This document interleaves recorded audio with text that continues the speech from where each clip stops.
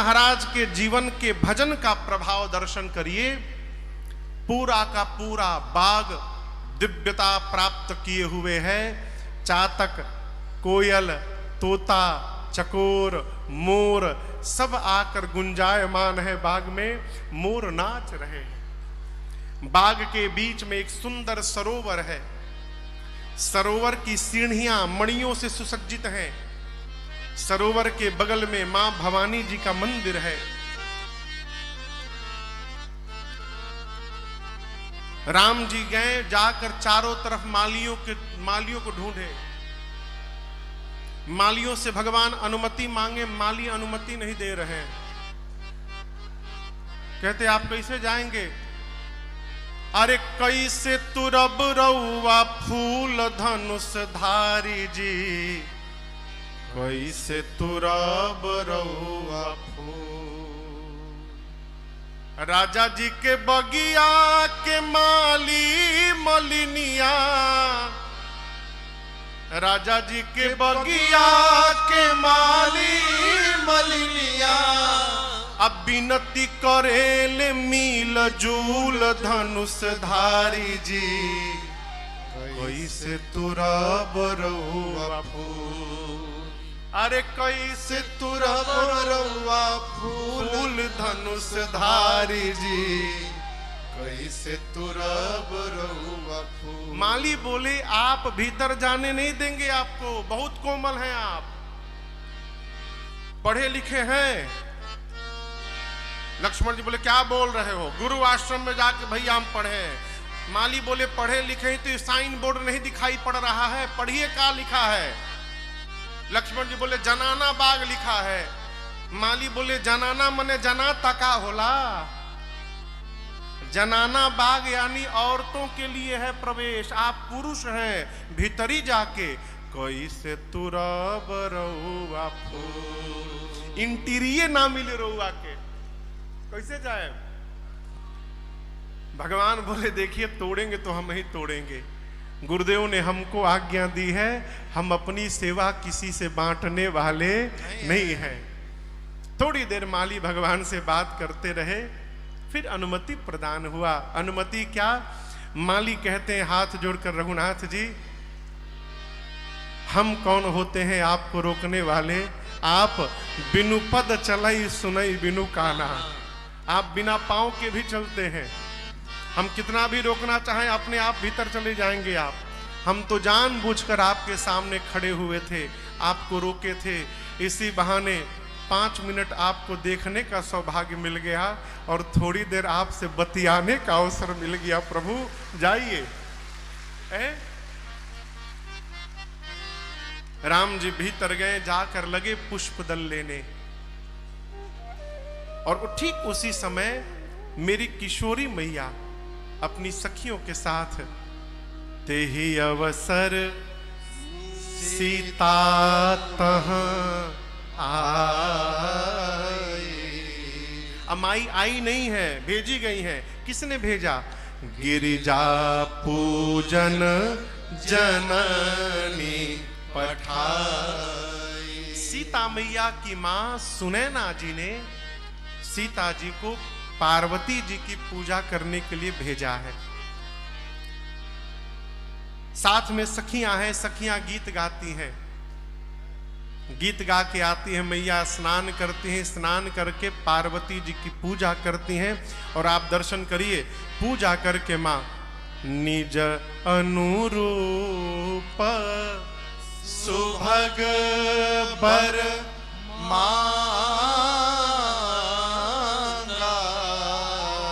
सीता मैया ने पार्वती जी से अपने लिए सुंदर वर की याचना की है।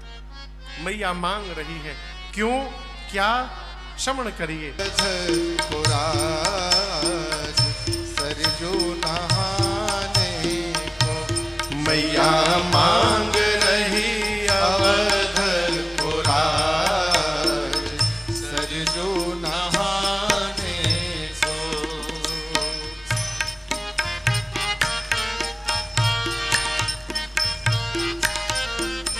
मैया मांग रही अवध पुरार, सरजू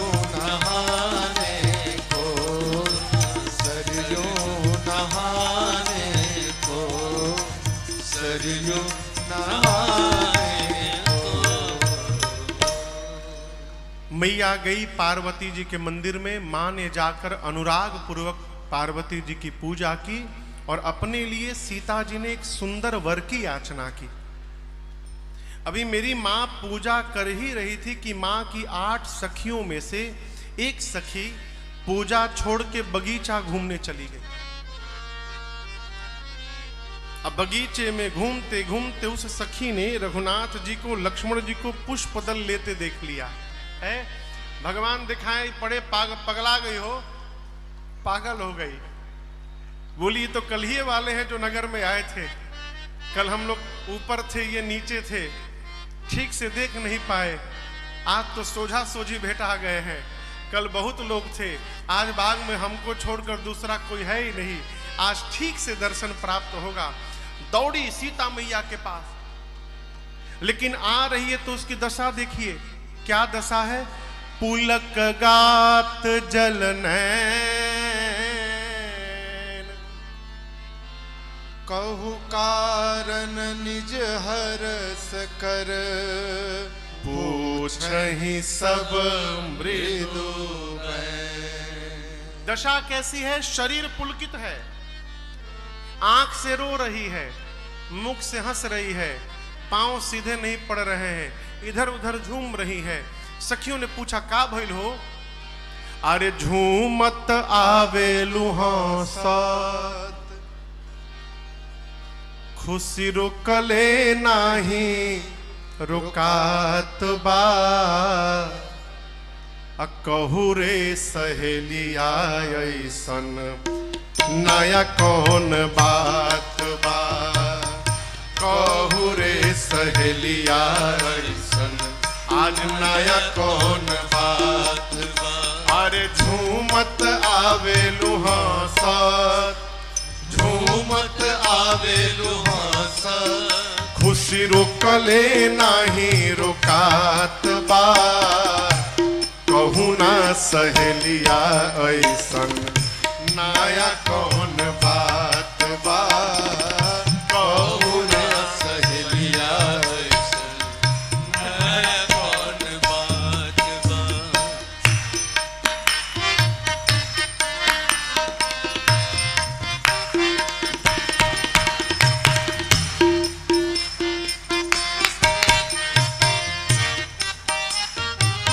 वो सखी बोली, नजरी से देखले बानी कैसे हम बताई।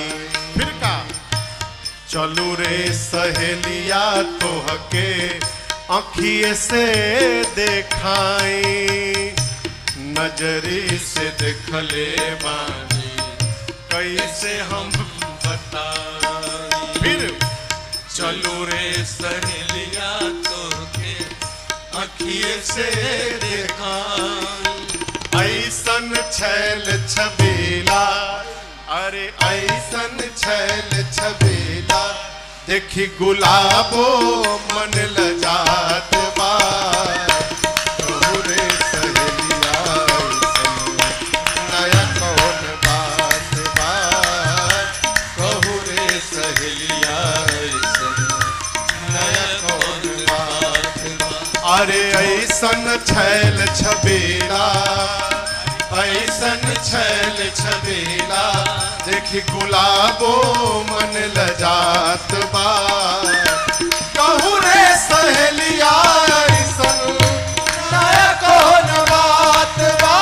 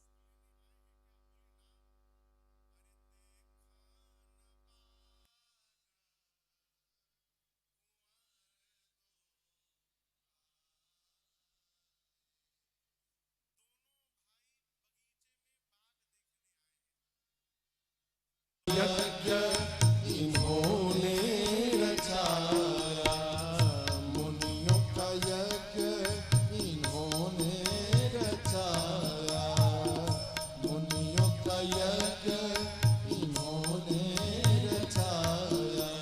दीनों की सुनते पुकार, कुमार मैंने देखे सुंदर सखी दो कुमार, कुमार मैंने देखे सुंदर सखी दो कुमार।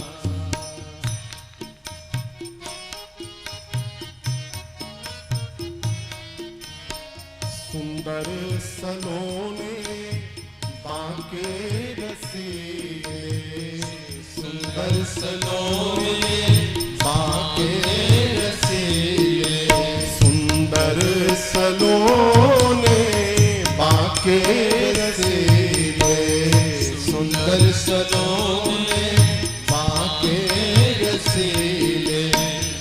सब इनसे करते हैं प्यार, कुमार मैंने देखे सुंदर सखी दो कुमार, कुमार मैंने देखे सुंदर सखी दो कुमार, कुमार मैंने देखे सुंदर सखी दो कुमार, कुमार मैंने देखे सुंदर सखी दो कुमार।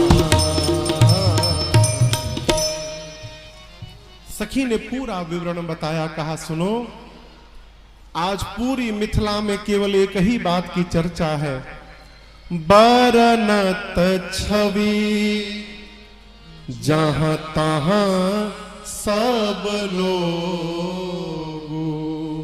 जहां तहां मिथिला में जाओ, जहां भी जाइए, आज केवल इनके ही रूप की चर्चा हो रही है।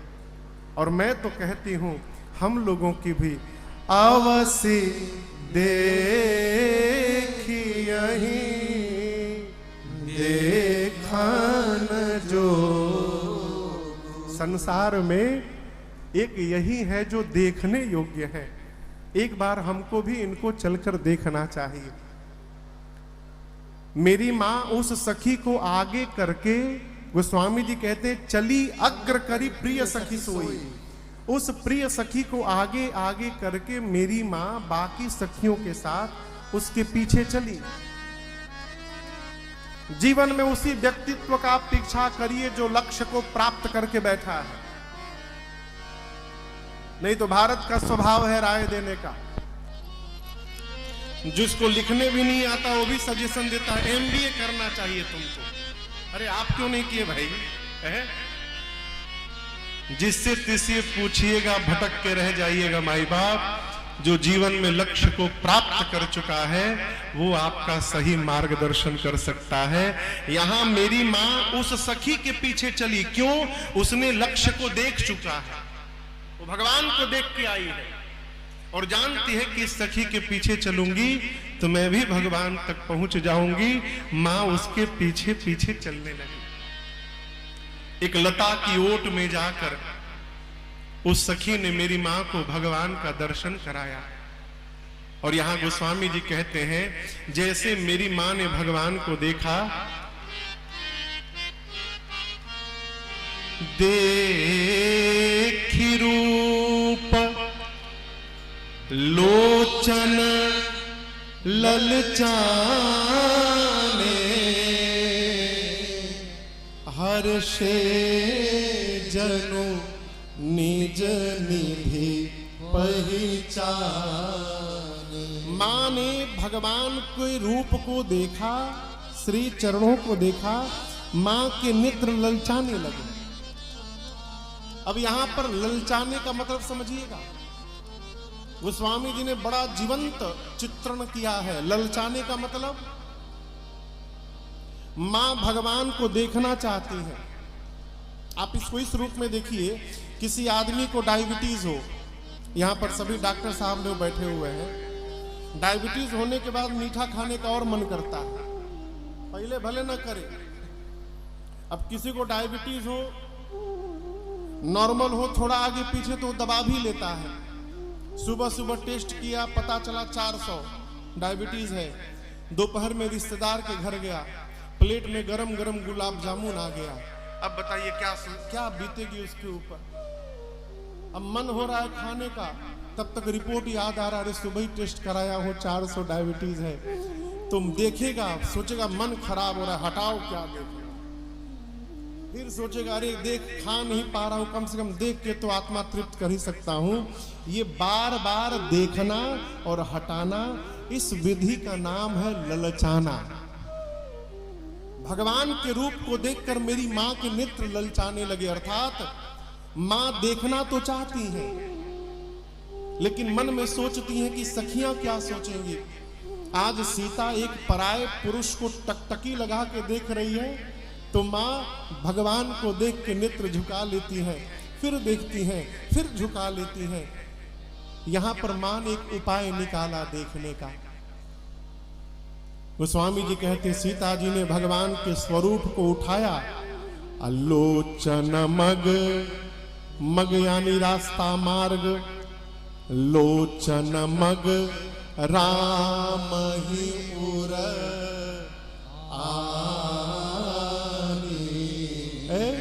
भगवान के स्वरूप को आंख के रास्ते से प्रवेश करा के और हृदय के सिंहासन पर मां जानकी ने बिठाया।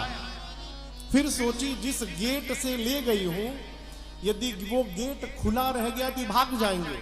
तो मां ने दीन है पलक कपाट सयान, भगवान के रूप को हृदय में पथरा कर मां ने पलक रूपी कपाट को यानी पलकों को बंद कर ली। मंदिर में जाइए तो धक्का धुक्की ना करिए दर्शन के लिए। आपको एक राज की बात बताता हूं। मैं यहां कथा गा रहा हूं ना, ऊंचाई पर बैठा हूं, तो जो व्यक्ति पीछे खड़ा है वो मुझे पहले दिखाई पड़ता है। मंदिर में जाइए तो भगवान के सामने धक्का धुक्की न करिए, पीछे चुपचाप खड़े हो जाइए। क्यों? भगवान वहां बैठे ऊंचाई पर पीछे वाले को देख लेते हैं। और देखिए और एक बात आपको एक निवेदन करूं, सूरदास जी वृंदावन जाते थे। वृंदावन में बांके बिहारी जी के मंदिर में नित्य जाते थे। किसी ने पूछा आप तो अंधे हैं, आपको दिखाई तो देता नहीं, क्या करने जाते हैं? सूरदास जी बोले मैं अंधा हूं, लेकिन वहां मंदिर में जो कन्हैया बैठा है वो अंधा नहीं है, वो देखता है कि मैं रोज आ रहा हूं। हम देखे चाहे ना देखे, परमात्मा ने हमको देख लिया माई बाप, तो हमारा जाना सफल हो गया है। कहीं किनारे खड़े हो जाइए, अब भगवान के स्वरूप को लेकर और इस प्रकार से प्रयास करिए टकटकी लगा के कि भगवान अखियां में छप जाए हो, और ऐसे छप जाए कि घर जाने के बाद भी यदि हम आंख बंद करें तो मंदिर वाले भगवान हमको घर में दिखाई देने लगे। समझिए आपका दर्शन आज पूर्ण हो गया। मां नेत्र बंद करके लगी देखने। अब यहां दर्शन करिए, सखियों को यह नहीं पता कि सीता जी राम जी को ही देख रही हैं। सखियों को लगा कि जानकी जी पार्वती जी को ध्यान में कर देख रही हैं। सखियों ने कहा सीता जी पार्वती जी कहीं भाग रही हैं क्या? बहुरी गौरी कर ध्यान करे हो, ये दोबारा नहीं मिलने वाले हैं। भूप किशोर देख कि न मिले, क्यों नहीं देख रही हो? जब सखियों ने कहा तो मां ने नेत्र खोला और मेरे प्रभु को जी भर के निहारा है। मन में मां सोचती कि प्रभु जाने के लिए मत कहिएगा, अभी जाने की बात न कीजिए। क्यों? मैंने जी भर के देखा नहीं है, प्रभु जाने की बात न कीजिए। मां देख रही है। थोड़ी देर बाद जो सखी रघुनाथ जी को देख कर गई थी, उस सखी ने कहा चला जाए चला जाए, पुनी आ उब यही बेरी आ काली, कल इसी समय फिर आना है हम लोग को, चला जाए। अरे जाना है तो जाओ, ये क्यों बता रही हो कि कल फिर आना है? वो कह रही थी सीता जी को, लेकिन सुना रही थी राम जी को। इशारे इशारे में सुना दी कि प्रभु कल इसी टाइम हम लोग फिर यहाँ आने वाले हैं, तो आप भी थोड़ा अपना टाइम मैनेजमेंट व्यवस्थित रखिएगा और आप भी कल आ जाइएगा इसी समय, हम लोगों को पुनः आपका दर्शन प्राप्त हो जाएगा। कह के लेके गई।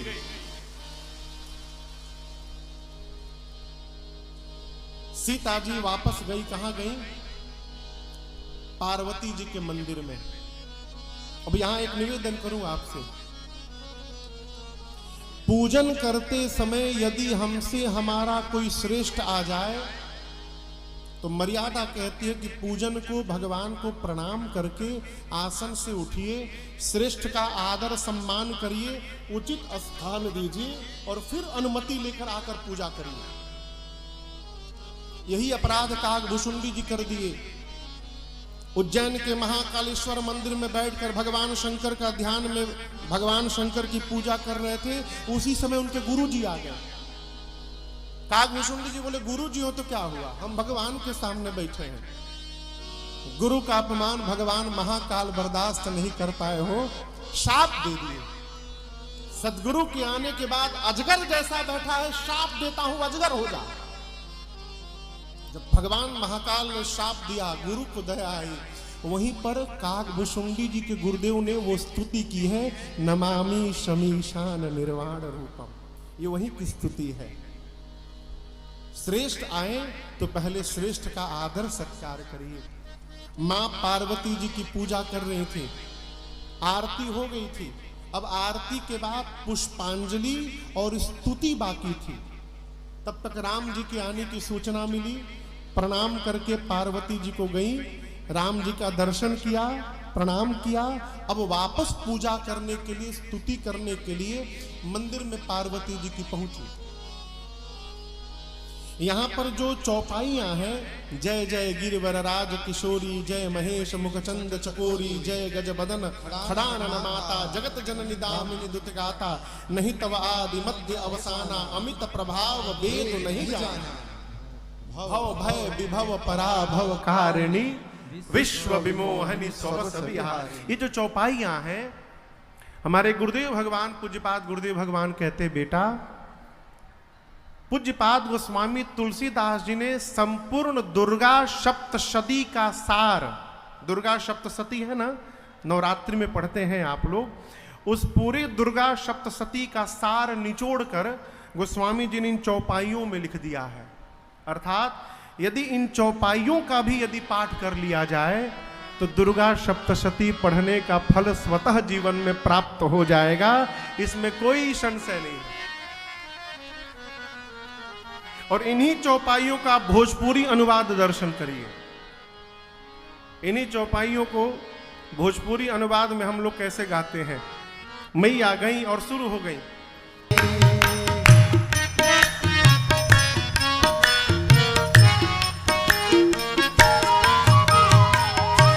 जय हो महेश मुमर चंद चकोरी, मैया कोरी पड़ी।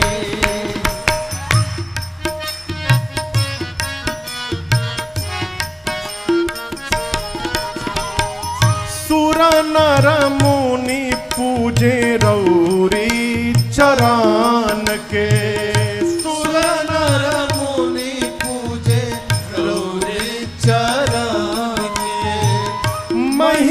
बखानी कैसे रौरी आचार के, महिमा बखानी कैसे रौरी आचार के। हाँ सुर नर मुनि पूजे रौरी चरण के, सुर नर मुनि पूजे रौरी चरण के। महिमा बखानी कैसे रौरी आचार के, महिमा बखानी कैसे रौरी आचार के। राजन शिकारी के भर दे तू झोरी, मैया तोरी परी। जन शिकारी के भर दे तू झोरी मैया तोरी परी। जय हो महेश मुख चंद चकोरी मैया तोरी परी। जय हो महेश मुख चंद चकोरी पैया तोरी परी। मां जानकी गई जाकर बोली, हे गिरिराज पुत्री आपकी जय हो, हे शिव जी की प्रिया आपकी जय हो, हे गणपति कार्तिकेय जी की अम्बा आपकी जय हो। मां आपके न प्रारंभ का पता, न मध्य का पता, न अंत का पता, आपके अमित प्रभाव को मां सरस्वती और वेद भी नहीं जानते। मां संसार में पतिव्रत धर्म में निपुण स्त्रियों की यदि गणना की जाए आपका स्थान प्रथम आता है। मां आपकी सेवा करके जीव सब कुछ प्राप्त कर सकता है।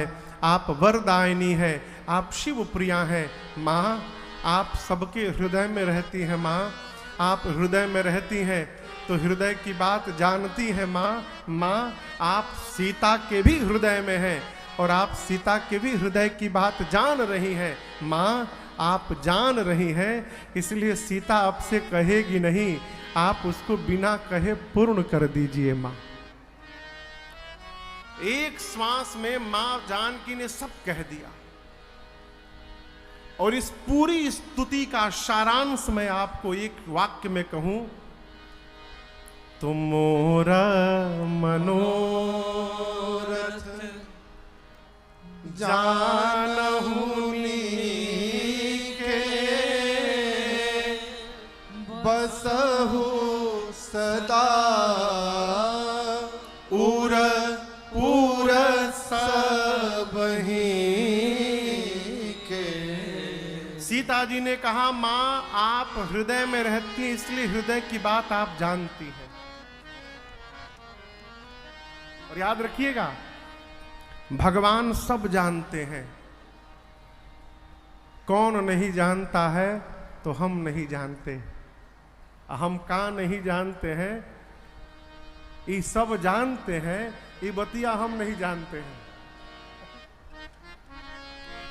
जानते भी हैं तो मानते नहीं है कि सब जानते हैं। जिस दिन इस बात का विश्वास हो गया कि भगवान सब जानते हैं, उस दिन से भगवान से मांगना बंद हो जाएगा। क्यों? जान ही रहे तो क्यों मांगना? मांगने का अर्थ है कि हमको विश्वास ही नहीं है कि भगवान सब जानते हैं। सीता जी इतना बोली, अब पार्वती जी के पांव को पकड़ के बैठ गई। आप देखिए यहां भवानी जी हैं, पार्वती जी के पांव को पकड़ के सीता जी बैठ गई। बोली, मां आप मेरे मन की बात जान रही हैं, मैं कहूंगी नहीं, पूरा करिए। इतना सीता जी ने कहा और पूजन के समय जो सीता जी ने माला पहनाई थी, पार्वती जी के गले की माला खिसकी और सीता मैया के आंचल में गिर गई। गोस्वामी जी कहते हैं, विनय प्रेम बस भई भवानी, खसी माल मूर्ति मुस्कानी। माला गिर गई, मूर्ति पार्वती जी की मुस्कुराई। मंदिर में गए आप किसी भी मंदिर में और पुजारी जी मंदिर के बिना मांगे बिना बोले अपने मन से ठाकुर जी की माला उठाकर और आपकी झोली में डाल रहे हैं, तो याद रखिएगा ये पुजारी जी नहीं दिए हैं, ये ठाकुर जी ने आपको प्रसाद भेजा है, आपकी मनोकामना पूरी। ये संकेत है। पूजन किया आपने, भगवान की माला गिर गई, प्रसाद है उठा लीजिए। यहां पार्वती जी की मूर्ति मुस्कुराई। अब मूर्ति मुस्कुराकर पार्वती जी की मां ने सीता जी से कहा, सीता जी सुनु सिय सत्य आशीष हमारी। मेरे आशीर्वाद को सत्य समझिएगा। क्या आशीर्वाद दिया? पूजी मन कामना तुम्हारी। आपकी मनोकामना पूरी हो गई। आपको सीता जी वही वर प्राप्त होगा जो आपके मन में रचा है, बसा हुआ है। सीता जी ने कहा, मां थोड़ा क्लियर करके सुना दीजिए रामा, कोई डाउट न रह जाए, स्पष्ट सुना दीजिए। तो यहाँ पार्वती जी ने एकदम स्पष्ट बताया। क्या? सीता जी, ये छंद आप सबको याद है, आइए हम और आप मिलकर गाते हैं। पार्वती जी ने कहा, सीता जी, मनुजाहि राचेओ मिली सोबर सहज सुंदर सांवरो करुणा निधान सुजानशील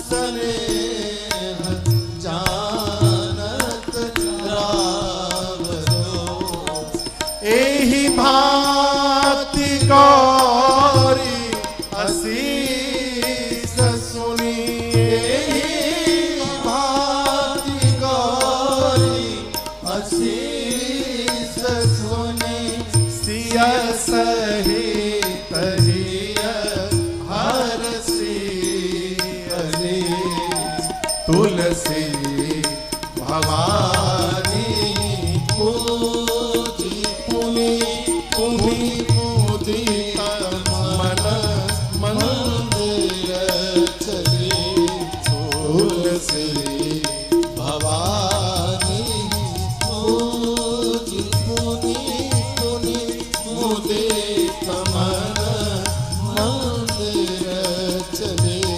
तुलसी भवानी पूजी पुनि पुनि। पार्वती जी ने कहा, मनुजा ही राचे मिली ही सोबर, मन में जो रचा है वही बर मिलेगा। कौन? सहज सुंदर सांवरो, जो सांवले हैं वो मिलेंगे। वो हैं कौन? करुणा निधान, करुणा के भंडार हैं, सुजान सज्जन है, शील शीलवान है, और आगे कहा स्नेह जानत रावरो, वो आपके प्रेम को ठीक से जानते हैं। सीता जी सखियों के साथ प्रसन्न भई और बारंबार पूजन करके घर को गई। इधर राम लक्ष्मण जी पुष्पदल लेकर आए, पूजन हुआ और राम जी ने गुरु जी से सब कहा। गुरुदेव, बाग में जनक जी की बेटी जानकी जी मिली थी और वो मुझे देख रही थी।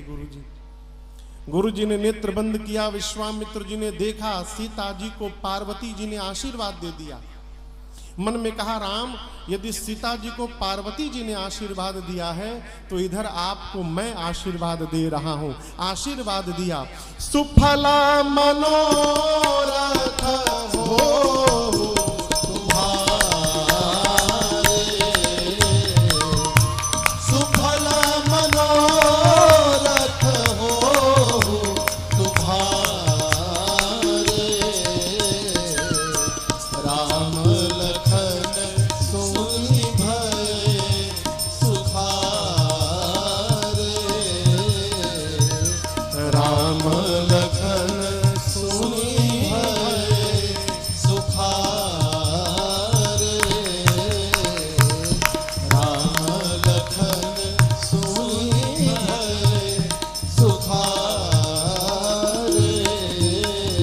विश्वामित्र जी ने राम लक्ष्मण जी को आशीर्वाद दिया है, सुफल मनोरथ हो तुम्हारे। दोपहर रात्रि में भोजन, बयारू आरती, भोजन, विश्राम। अगला दिन धनुष यज्ञ का दिन है। जनक जी महाराज ने सतानंद जी को भेजकर राम लक्ष्मण विश्वामित्र जी को रंगभूमि में बुलवाया। एक ही राम जी सबको अलग अलग दिखाई देने लगे। धनुष यज्ञशाले में जो असुर कपट का रूप धारण करके आए थे उनको रघुनाथ जी उनका काल दिखने लगे।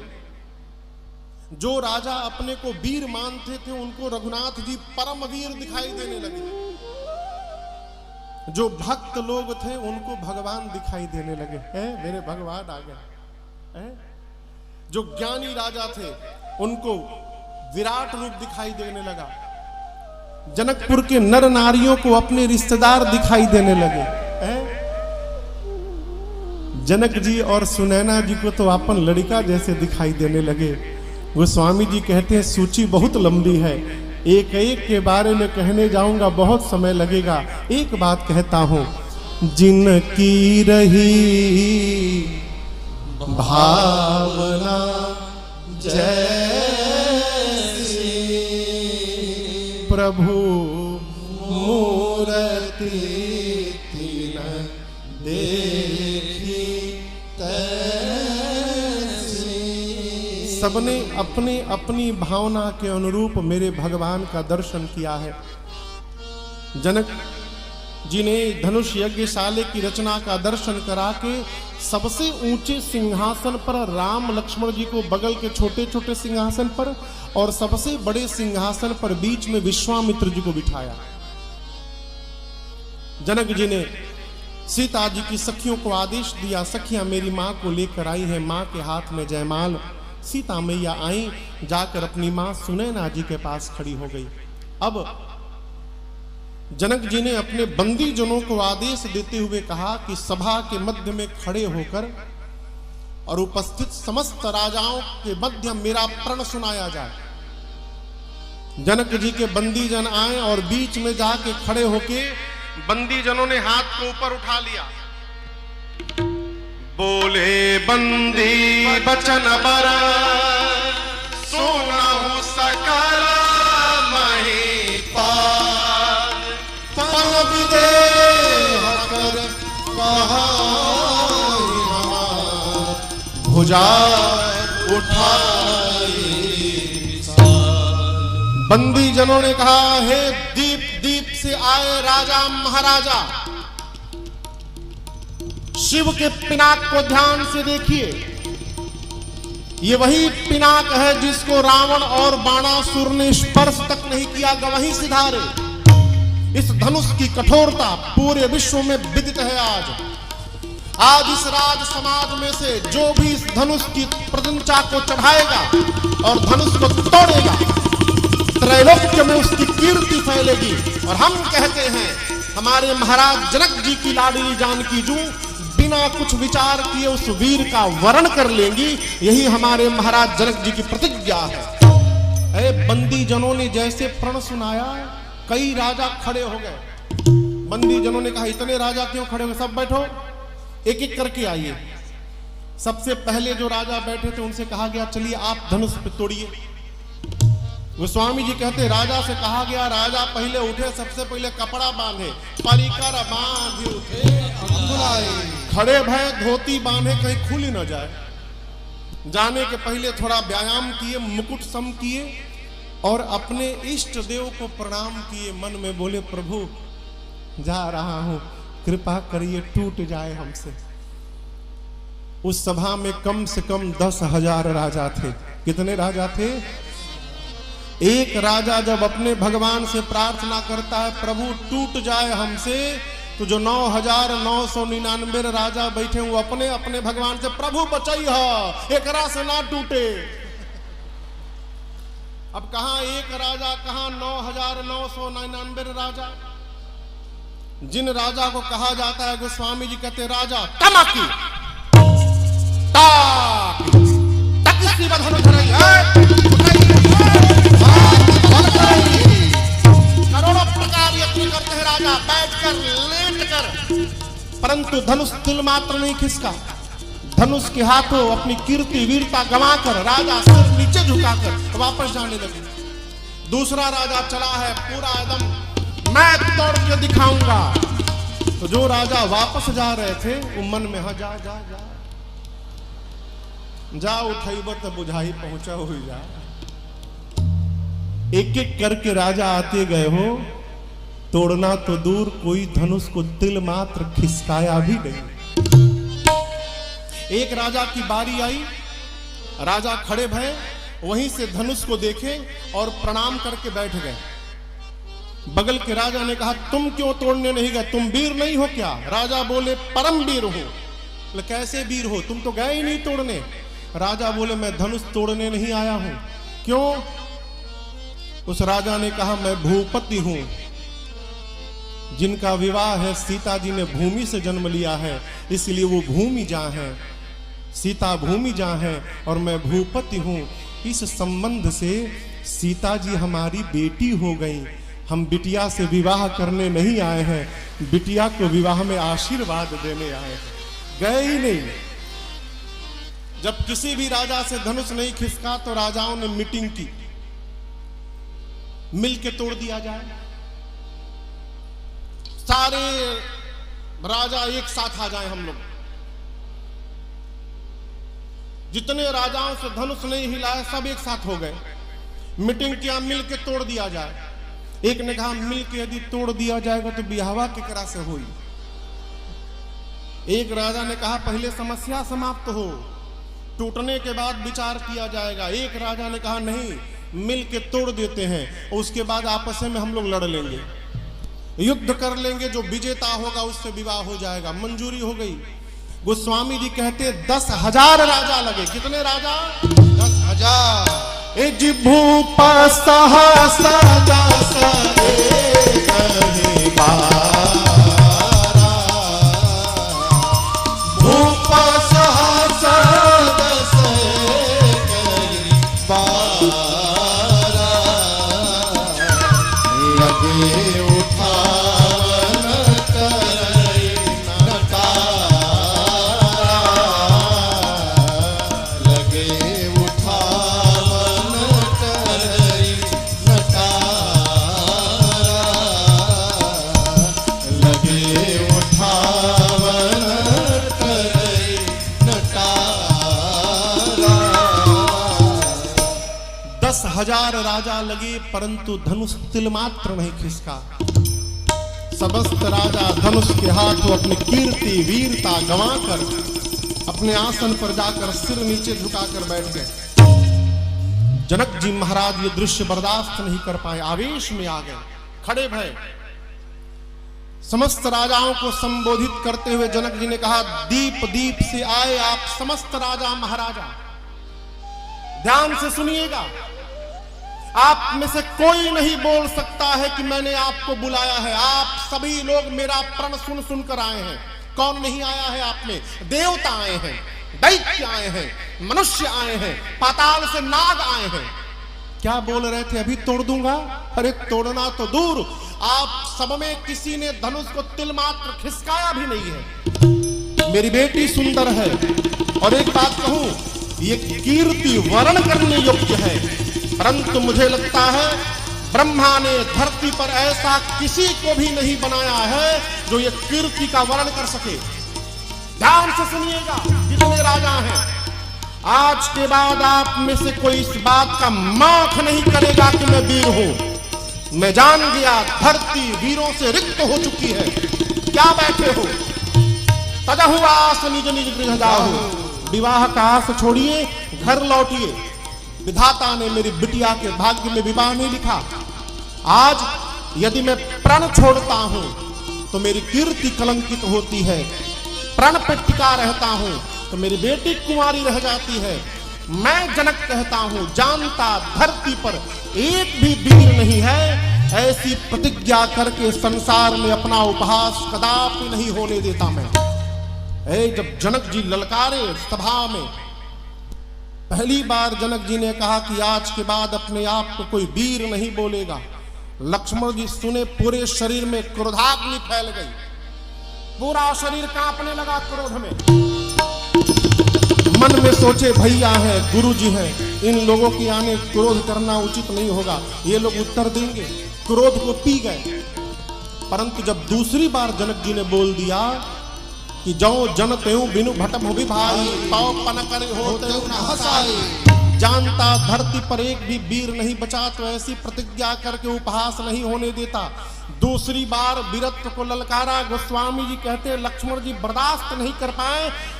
माखई लखना कुटिल भई भाव है, होठ फड़फड़ाने लगे, नेत्र से मानो अंगार बरसने लगा। लक्ष्मण जी खड़े भय, राम जी को प्रणाम करके बोले भैया क्षमा करिएगा, रघुवंश का एक छोटा सा बालक जिस सभा में बैठा हो, किसी की क्षमता नहीं कि बोल दे धरती पर कोई वीर नहीं बचा। आप रहते, आप बैठे हैं और जनक ने बोला, कही जनक जस अनुचित बानी, कही जनक जस अनुचित बानी, विद्यमान रघुकुल मणि जानी, विद्यमान रघुकुल पंकज भानु, कहो स्वभारी अनुशासन पावो, जो ब्रह्मांड उठाए, जाते घट जिमिदारो फोड़ी, जाते घट जिमिदारो फोड़ी, सकौ मेरु मूलक जिम तोरे, सकौ मेरु मूलक जिन तोरी, तो प्रताप महिमा भगवाना, तो प्रताप महिमा भगवाना, हो बापुरो पिनाक पुराना, ओ बापुरो पिनाक पुराना, नाथ जानियस आयस हो, नाथ जानियस आयस हो, कौतुक करो बिलोकिय सो, कौतुक करो बिलोकिय सो, कमल नाल जिन चाप चढ़ावो, कमल नाल जिन चाप चढ़ावो, जो जन सत प्रमाण लय धावो, जो जन सत प्रमाण लय धावो, जो जन सत प्रमाण लय धावो, जो जन सत प्रमाण लय धावो, तोरो छत्र कदंड जिन, तो प्रताप बलना, जो प्रभु पद सपथ, कर न धरो धनु भाई। गर्जे लक्ष्मण जी बोले भैया आप बैठे और जनक ने कहा कोई धरती पर वीर नहीं है, आपके रहते आज्ञा करिए। अभिमान नहीं है प्रभु, स्वभाव से कहता हूं आप आज्ञा करिए। बच्चे जिस प्रकार गेंद उठाते हैं मैं पूरा का पूरा ब्रह्मांड हाथ में उठा लूंगा। बच्चे जिस प्रकार कच्चे घड़े को फोड़कर चूर्ण चूर्ण करते हैं मैं ब्रह्मांड को खंड खंड कर दूंगा। खेत से बच्चे जैसे मूली लाते हैं, कहिए त्रिकूट पर्वत उठाकर रख दूंगा, यहाँ पर सुमेर पर्वत को ले आऊंगा। बरसात में उगे छत्र को बच्चे जैसे पांव से रौंदते हैं रौंद दूंगा, उठाऊंगा, उठाकर धनुष को 100 योजन तक दौड़ कर दिखाऊंगा। और यदि नहीं कर पाया आपके चरणों की सौगंध लेता हूं रघुनाथ जी, आपका भाई लक्ष्मण जीवन में कभी हाथ में धनुष बाण धारण नहीं करेगा। गर्जे लक्ष्मण जी मिथिला में धरती की गर्जना देखिए।